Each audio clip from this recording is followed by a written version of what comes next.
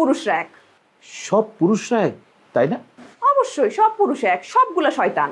তাহলে তোমার দীর্ঘ ৩ বছর পর তানজিকা আমিন বিয়ের পিঁড়িতে বসলেন। তবে তিনি বলেছিলেন প্রেম করে বিয়ে করবেন। ৩ বছর পর এসে জানালেন বিয়ে করেছেন তিনি। পাত্র ৬ বছরের বেশি সময় ধরে পরিচিত। ঢাকার বেইলি রোডের বাসায় একেবারে ঘরোয়া পরিবেশে বিয়ের কাজটি শেষ করেন তিনি।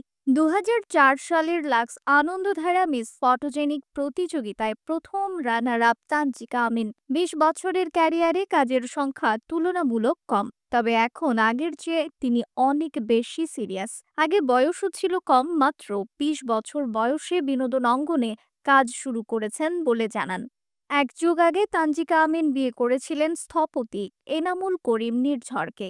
তাদের সেই দাম্পত্য সম্পর্ক কয়েক বছর টিকেছিল। তবে এই বিয়ের সিদ্ধান্ত মোটেও ভুল ছিল বলে মনে করেন না তিনি। তখন বলেছিলেন, আমাদের একটা অভ্যাস, কোনো সিদ্ধান্ত নেওয়ার পর সেটা যদি ঠিকমতো কাজ না করে তাহলে বলি যে ভুল সিদ্ধান্ত ছিল। আমার বিয়ের ডিসিশন পারফেক্ট ছিল। ডিভোর্স আনফরচুনেটলি হয়ে গেছে। সুন্দর সময় কেটেছে। আমার সময়টা আমি উপভোগ করেছি।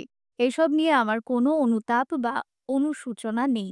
বিয়ের প্রসঙ্গে তানজিকা বলেছিলেন, আর্ট মাধ্যমে আমরা যারা কাজ করি তাদের জীবনধারাটাই একটু আলাদা। প্রথম বিয়েতে একটা ধাক্কা খাওয়াতে পরেরটা বুঝে শুনে করতে চাই। যেইটা হোক না কেন, এমন একটা মানুষকে বেছে নিতে চাই যার সঙ্গে আগামীর সময়টা কাটিয়ে দিতে পারি। নির্ঝরের সঙ্গে বিচ্ছেদের পর তানজিকা আমিন বিরতিতে কাজ করেছেন। এর মধ্যে ২০১৮ সালে পরিচয় হয় অস্ট্রেলিয়া প্রবাসী সাইফ বাসুনিয়ার সঙ্গে। আস্তে আস্তে দুজনের মধ্যে বন্ধুত্বপূর্ণ সম্পর্ক গড়ে ওঠে। তানজিকার মায়েরও পছন্দ হয় সাইফকে। বিয়ে প্রসঙ্গে তানজিকা বলেন, আমাদের বিয়ে হয়েছে একেবারে পারিবারিকভাবে। আত্মীয় স্বজনরা ছিলেন। সাইফকে আমি ২০১৮ সাল থেকে চিনলেও কখনো তাকে বিয়ে করব এমনটা ভাবিনি। তবে আমাদের বন্ধুত্ব ছিল। সেটা যে প্রেম বা বিয়েতে গড়াবে তা ভাবিনি। অবশেষে তা হয়ে গেল। নিউজ ডেস্ক, রিফাত আর ইসলাম, ভোরের আকাশ।